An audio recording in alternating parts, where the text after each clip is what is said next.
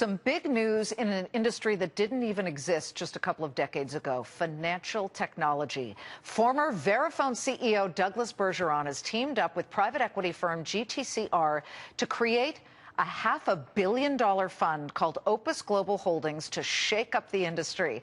You get a lot of money and smart minds together, you get ideas that make sense. Douglas Bergeron, Opus Global Holdings founder, chairman, and CEO, joining us for a Fox Business exclusive. When you left Verifone, I knew you were going to come back with something big. And what did I say? Come back when you say what you have. And here you are with a $500 million fund that is going to invest specifically in what? Well, we're going to create a company, not a fund, that's going to address the burgeoning needs of banks and financial services companies around financial technology that, frankly, largely doesn't exist today. There's a convergence of events that's taking place. Regulatory and compliance pressures are going through the roof. Jamie Dimon said last week that he's going to increase spending by $1 billion a year and add another 4,000 employees just to meet the compliance requirements. Right. I met with some folks at 2 other bulge bracket banks this week in New York, and they said that number is small. It's multi-billions of dollars.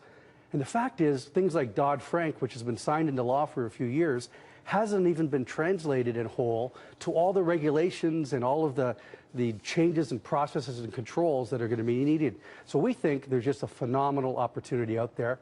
And frankly, the traditional consolidators in financial technology, the SunGards, the First Datas, are somewhat flat-footed right now. They're not acquiring. You came from SunGard. I did. Before Verifone, the mobile payments company. So now there are all kinds of things like Square, mobile payments. PayPal was an early adopter, certainly a creator.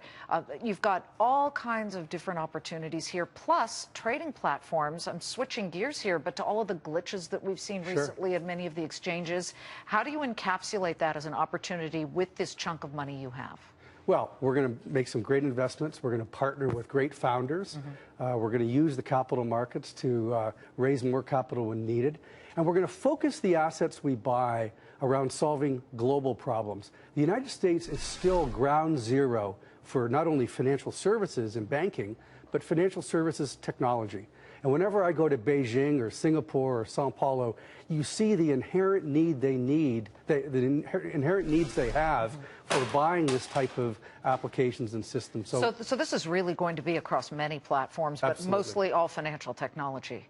Exclusively financial technology, payments, and trading systems, and with a special emphasis on risk and compliance. What's the most fascinating development you've seen in the past 10 years when it comes to financial technology?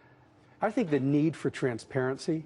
A lot of things used to happen. Okay, that's a nightmare. That's not a great idea, but I mean, it's an opportunity, obviously, for somebody like you. Well, I don't mean it in an NSA type of way. I mean it in the fact that trades used to be cleared over days. Now they're basically from the middle office to the back office. Everything has to be reconciled. Exceptions have to be found. And just the velocity of everything in financial services is increased. You're going to be based in Silicon Valley. You're not daunted by the economic atmosphere right now? No, I think we've seen the worst of this cycle. The emerging markets this year had a little bit of a slowdown. There's good evidence that that's starting to remedy itself. I'm excited over the next 12 months. You're still the largest single shareholder of Verifone stock. New CEO announced just this week, Paul Gallant. What do you think is the future of that company? Nobody wishes Verifone the best more than I do. As you said, I'm a large shareholder. I think Verifone has a phenomenal future. 70% market share in the U.S., 50% across the world. They're continuing the strategy that I started 12 years ago to move to more of a services-based platform. And I wish Paul and the team the best. You're going to sell any of your stock or hold on to it? We'll see.